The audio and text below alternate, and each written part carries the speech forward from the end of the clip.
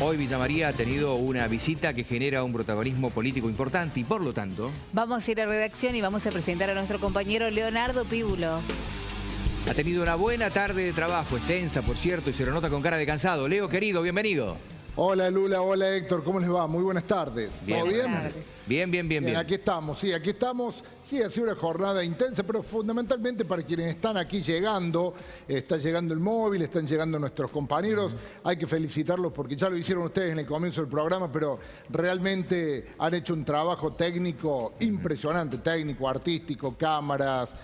Bueno, realmente ha sido un gran trabajo. Acá vienen algunos rengueando, han arrancado, sí, manita, pasa acá herido en combate, pero bueno, han empezado muy temprano, todos hemos empezado muy temprano en la mañana y bueno, y vamos a terminar por estos momentos, pero cuando el trabajo sale tan redondito vale la pena el esfuerzo. Claro que sí, y hay que tener en cuenta, yo en realidad buena parte de lo que fue la locución por parte del vicepresidente boliviano me dejó atrapado, porque un hombre a la hora de brindar una clase magistral, porque es lo que ha hecho, ha profundizado en muchos temas políticos que bueno, lo desandás vos lo que se pueda, debe ser difícil lograr seleccionar lo mejor.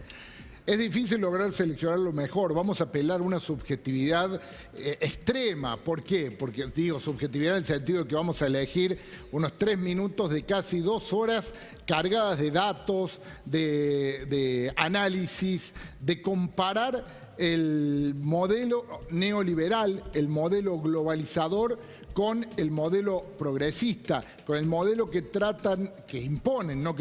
imponen en el Estado plurinacional de Bolivia, Evo Morales, presidente, y su vicepresidente, que es quien disertó, como bien lo decía Héctor, en la clase magistral, en el marco de la Maestría de Estudios Latinoamericanos que lleva el nombre de Álvaro García Linera, un hombre, un estudioso, una persona que él no tiene obviamente pruritos en definirse como progresista, comunista y revolucionario.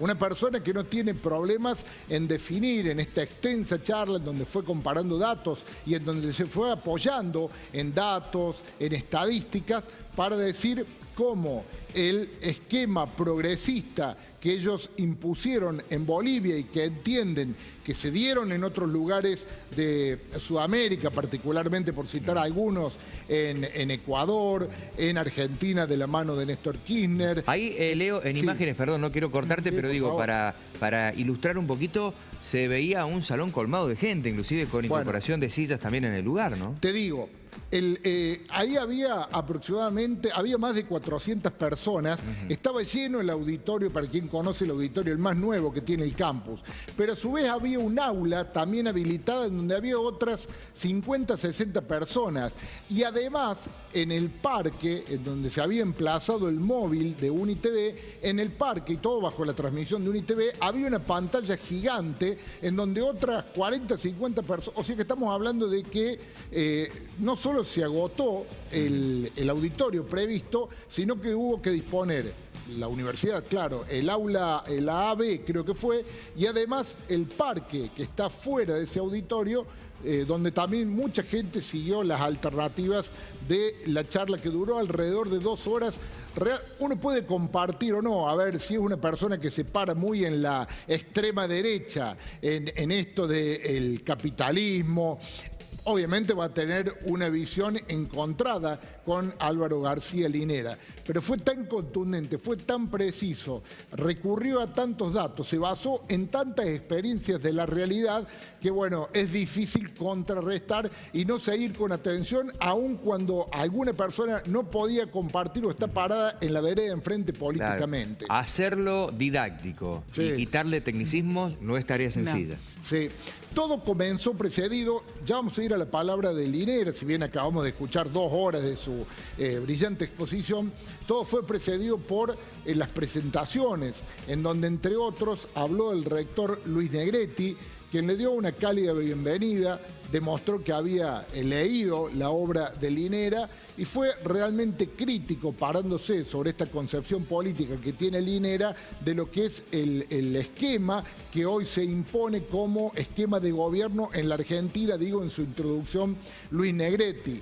Palabras que luego repitió de alguna manera Martín Gil, quien también acudió a ejemplos de lo que se hace en Villa María para tratar de comparar con lo que luego explicaría como forma de gobierno y qué se define por progresismo Linera, y también habló Elizabeth Taylor, quien fundamentalmente, con conceptos también políticos muy interesantes, muy catedráticos, explicó todo esto, en qué consistía fundamentalmente la charla o estos estudios latinoamericanos con la charla de García Linera, que habría esta maestría desde... Sí. Estoy ansioso también por hacer tu lectura política local y provincial, por la presencia de primera línea de políticos provinciales, de ministros inclusive, y también la presencia de políticos villamarienses que ahí veíamos en primera fila, ¿no? Sí, había... A ver, tenemos que identificarlos con dirigentes.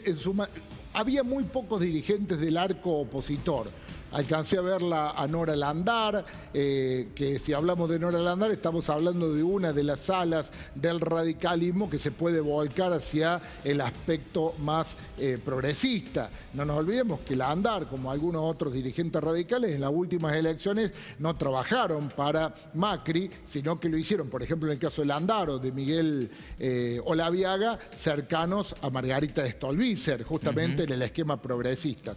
Luego, la presencia o el auditorio se componía muchos estudiantes, muchos funcionarios, docentes, catedráticos de la Casa de Altos Estudios, dirigentes gremiales, por ejemplo, estaba la cúpula de la UPC, Montserrat, Ruibal, Andrada, muchos buenos dirigentes del peronismo, muchos dirigentes identificados en la última de Villa María y de la región y de Córdoba, identificados en la última etapa con el proyecto nacional y popular del Frente para la Victoria, pero realmente sí, y muchos vecinos, había mucha gente común atraída por García Linera, una persona muy defensora de la región, de lo que es el UNASUR, de lo que es el Mercosur, de los procesos antiglobalizadores, a punto tal que hay una definición que ahora vamos a escuchar, que me pareció dentro de tantas cosas interesantes que dijo, toda una definición de hacia dónde va el mundo, de hacia dónde va esta disputa, progresismo versus neoliberalismo o globalización. Lo vamos a escuchar. Un debate que se está dando en toda América Latina, seguramente entre ustedes, en el área de la licenciatura, de las maestrías, del doctorado. Fin del relato progresista, ese es un debate que se está dando en toda América Latina. Brasil ha retrocedido, Argentina ha retrocedido, Paraguay ha retrocedido, Ecuador está con problemas. No es un buen momento para el continente. Es muy triste.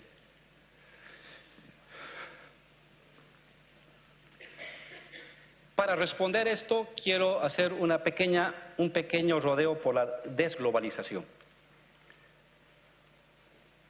Durante los años 80, 90, 2000 y hasta hoy, seguimos utilizando en las lecturas de economía, de ciencia política, el concepto de globalización, como si fuera un hecho natural, así como sale el sol cada día, así como la luna va a aparecer en la noche, la globalización es un hecho objetivo, inapelable, inocultable, casi natural de la economía. Yo quiero poner en duda eso. Hay globalización, hay una construcción planetaria de redes de comercio, sí.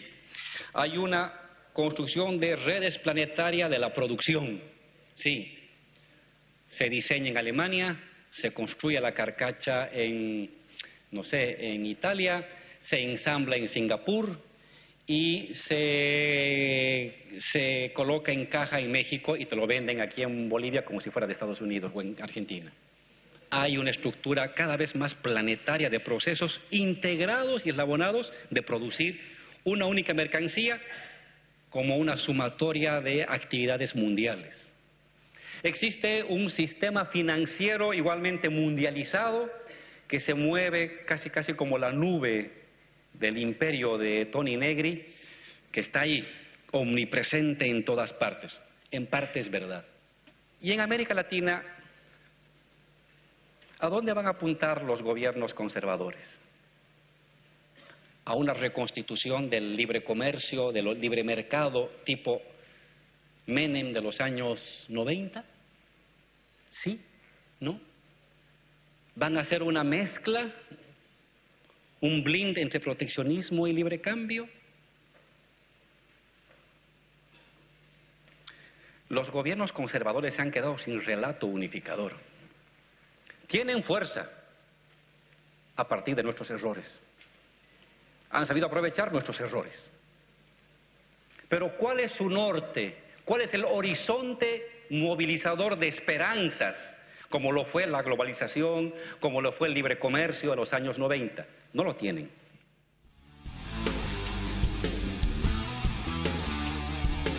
Bueno, hay toda una definición, ¿no? Él dice, la región ha retrocedido, lo reconoce, obviamente, bueno, está en la antítesis de lo que puede ser el gobierno nacional de Mauricio Macri, pero también habla de otros países donde él entiende que se ha retrocedido.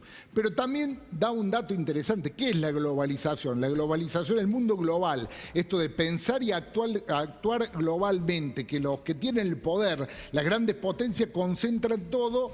Por ejemplo, te agarran el trigo, te lo llevan, te lo producen, le dan el valor agregado y te lo traen a vos de nuevo, con lo cual te lo venden caro y vos lo único que haces es aportar la materia prima. ¿Cuál es el concepto frente a la globalización? El actuar y el pensar localmente. ¿Qué quiere decir eso? Ese trigo, darle el valor agregado, producirlo, trabajarlo y sacar el producto desde aquí, no esperar que todo lo haga el gran mundo global. Bueno, esto es un poco a lo que él apunta y dice que ese mundo global se ha quedado sin relato. Tiene poder, se ha quedado sin relato. ¿Qué propone para el progresismo?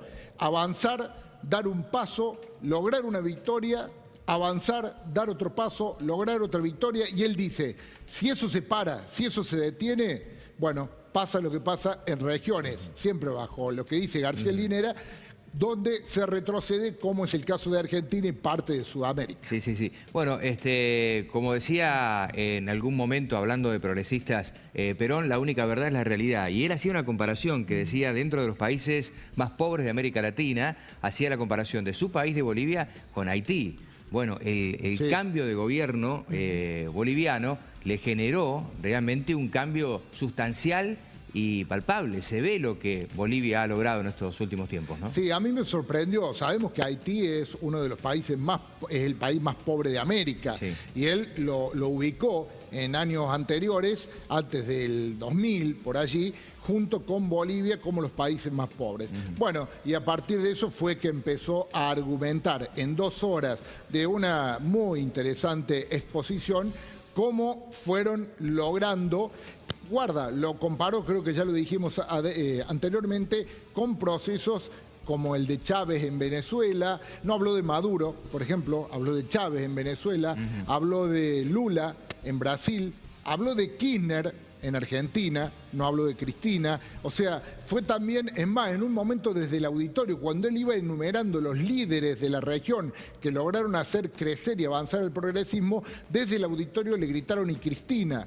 Y con todo respeto, una persona realmente con una clase en su forma de dirigirse destacable, siguió hablando, siguió refiriéndose, pero siguió hablando de otros líderes y volvió a repetir en varias oportunidades a la figura de Néstor Kirchner como quien logró este cambio para el país. Digo, más allá del hecho académico, digo, era una charla muy esperada, en algún momento se había suspendido también y se había reprogramado, digamos, su presencia aquí en Villa María, pero digo, más allá de aquellos que están vinculados a la universidad, aquellos que tal vez ni siquiera lo conocían o no han leído sus obras, se deben haber enganchado con la transmisión, aquellos que lo vieron a través de un ITV, porque tiene un gran manejo escénico, los silencios, el timbre de voz, realmente da gusto escucharlo y uno se queda compenetrado con eso que está diciendo.